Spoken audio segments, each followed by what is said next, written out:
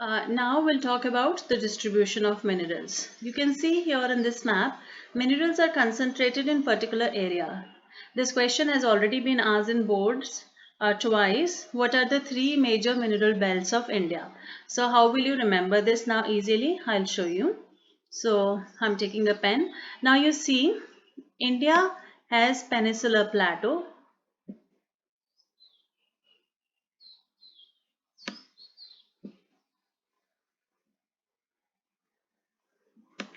This portion of India is a peninsular plateau. You all know this, you have studied it in your class 9 and class 10. This portion is peninsular plateau. So peninsular plateau is a triangular plateau which is rich in mineral deposits. Now where are minerals available in this plateau? It's very easy to recognize now further them. Firstly, in northeastern part of the plateau region. This is the northeastern part of the plateau region. So this is the first zone of minerals availability. So this combines the area of little bit of Madhya Pradesh, Chhattisgarh, Orissa, Andhra Pradesh, Orissa, West Bengal, Jharkhand. So all these states have got little portion and so many minerals are available here. So this is called as Belt 1. This has mainly iron and coal in this region. Iron core, little bit of copper, bauxite mica is also available. This is zone 1. Zone 2, southwestern part of the plateau. Now you see this is south and this is west. Southwestern part of the plateau, not southwestern part of India. So southwestern part of plateau includes this belt. That is part of Madhya Pradesh, parts of Karnataka, little bit of Andhra Pradesh, little bit of Tamil Nadu as well. So this is the belt 2 of mineral region. Remember, south, western. So this is south, this is west. This is northeastern part of the plateau, not northeastern part of India. The third is northwestern part of India. Northwestern part of India includes portion of Gujarat and Rajasthan mainly. So this is the third region of plateau. Alright, so minerals are available in this area, mainly copper, zinc, sandstone, petroleum and limestone, marble, all that is found in this area. So these are the three regions. It's so easy. What you have to remember, all you have to remember is the plateau and the plateau's parts. So if this is the portion, north, this is south, this is east, this is west. So first portion was northeast, south, second portion was southwest, and third portion was northwest, like that. So these are the three regions of mineral plateau. You have to just remember a few states from here and a few minerals.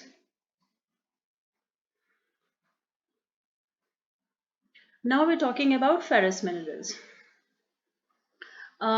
Ferrous minerals are those minerals, as I already told you, which has got iron in them. So here you can see this is a piece of a rock which has iron inside it. So iron makes the color red. So this is a iron ore mine. It is an open cast mine where the land surface has been opened and trucks go from here and it's been mined out and we keep digging inside and inside like this. India has the largest oil reserve in Asia. You have to remember that. And the two important iron ores in India are hematite and magnetite. This question has come already in exams, that which are the two important iron ores and which is of better quality. So hematite and magnetite are the two important iron ores. Magnetite is much better because of its magnetic property and high quality of iron content. It is used for mainly metallurgical purposes. Hematite is also used for construction purposes. So overall iron is of four types: hematite, magnetite, limonite and siderite. But in your syllabus you have to learn only two.